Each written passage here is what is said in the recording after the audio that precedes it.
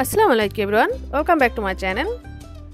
আশা করি সবাই ভালো আছেন সৃষ্টিকর্তার অপার মহিমায়। আমি আজ তৈরি করব খাঁটি গাওয়া ঘি ঘরোয়া পদ্ধতিতে। যেভাবে আমরা ঘি তৈরি করি সেটাই আপনাদের সাথে শেয়ার করব। তো ঘি তৈরি করার জন্য অবশ্যই সর লাগবে, যেটা হচ্ছে মেন ইনগ্রেডিয়েন্টস। তো এখানে হচ্ছে দুধের সর, যেটা জমা করে রেখেছি আর ডিপ ফ্রিজে একটু একটু করে।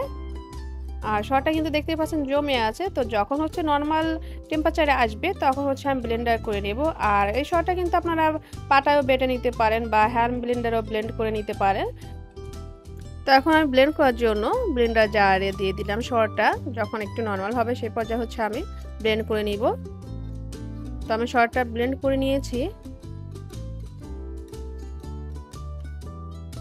এখন আমি বাটিতে ট্রান্সফার করে নিব। তো বড় দেখে একটা বাটি নিতে হবে, যেহেতু আমরা এখানে পানি অ্যাড করব।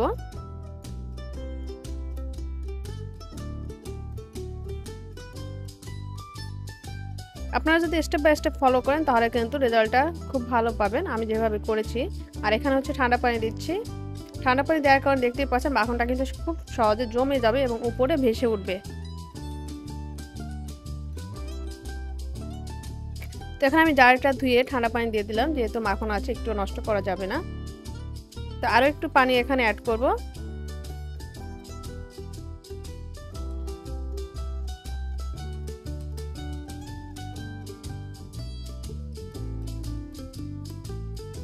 তো লক্ষ্য করলে আপনারা দেখতে পাবেন যে মাখনটা কিন্তু পানি থেকে উপরে ভেসে আছে। তো এখন হচ্ছে আমি হাত দিয়ে উঠিয়ে নিব। যথাসম্ভব পানিটা ঝরিয়ে উঠে নেওয়ার চেষ্টা করব।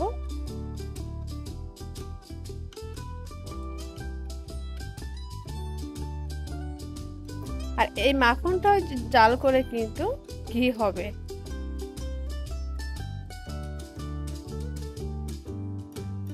এখানে আমি 250 গ্রামের মতো সর নিয়েছিলাম। দেখা যাক 250 গ্রামের কতটুকু ঘি পাওয়া যায়। আর এটা কিন্তু খাঁটি দুধের সর।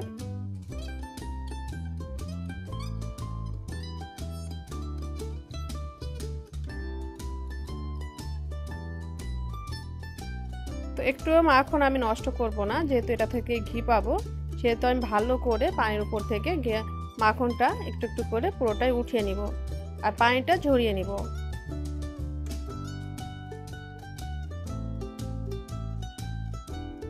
তো আমি পুরো মাখনটা উঠিয়ে নিয়েছি। আর এটা কিন্তু ফেলে দিবেন না, এটা কিন্তু ঘোল, যেটা আমরা ছোটবেলা খেয়েছি এবং এটা কিন্তু খুব টেস্টি একটা ড্রিঙ্কস।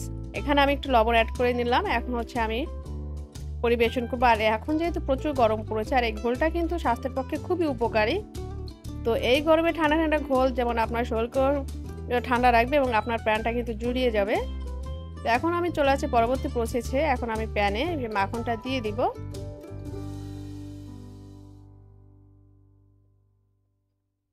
এখানে কিন্তু দেখতে পাচ্ছেন কতটুকু আমি মাখন দিয়েছি আর কতটুকু মাখন থেকে আমি কতটুকু ঘি পাই সেটা দেখার জন্য ভিডিও লাস্ট পর্যন্ত দেখতে থাকেন।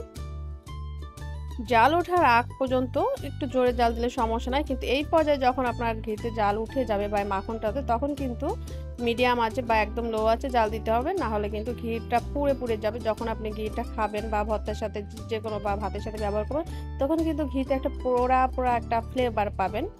তো খেতে তেমন টেস্ট লাগবে না। তখন একটু সময় নিয়ে মিডিয়াম লো আছে আপনার কাজটা করতে হবে।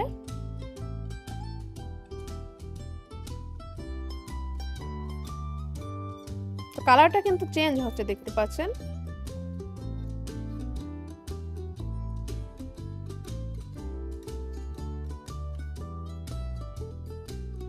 এই পর্যায়ে হচ্ছে আমি উপর থেকে যতটা সম্ভব যে মাখনের যে সরটা থেকে যায় সেটা আমি আস্তে আস্তে করে একটু উঠিয়ে নিয়ে নেব।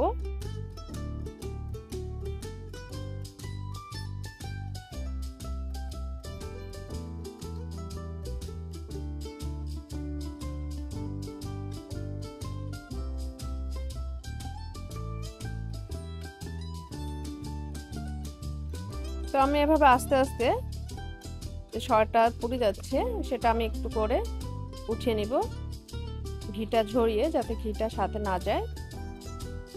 তো ঘির কালারটাও দেখতে পাচ্ছেন, কালারটা কিন্তু খুব সুন্দর একটা কালার আসছে। এই পর্যায়ে হচ্ছে আমি গ্যাসটা বন্ধ করে দিয়েছি। গ্যাসটা বন্ধ করে দিয়েছি। যখন হচ্ছে ঘিটা ঠান্ডা হবে তখন আমি কাচের একটা জারে ঢেলে নিব। আর ঘিটা কিন্তু কাচের জারে সংরক্ষণ করলে ঘির যে গুণগত মান এবং যে স্বাদ সেটা কিন্তু খুব সুন্দর থাকে এবং ঘ্রাণটাও কিন্তু খুব সুন্দর থাকে। তো দেখতেই পাচ্ছেন ঘিটা ঠান্ডা হয়েছে। এখন আমি ঢেলে নিচ্ছি কাচের একটা জারে। আপনারা এই পর্যায়ে চাটনি দিয়েও ছেঁকে নিতে পারেন বা উপর থেকে এভাবেও ঢেলে নিতে পারেন। তো দেখতেই পেলেন খুব সহজে কত সুন্দর আমরা ঘরে ঘি তৈরি করে ফেললাম।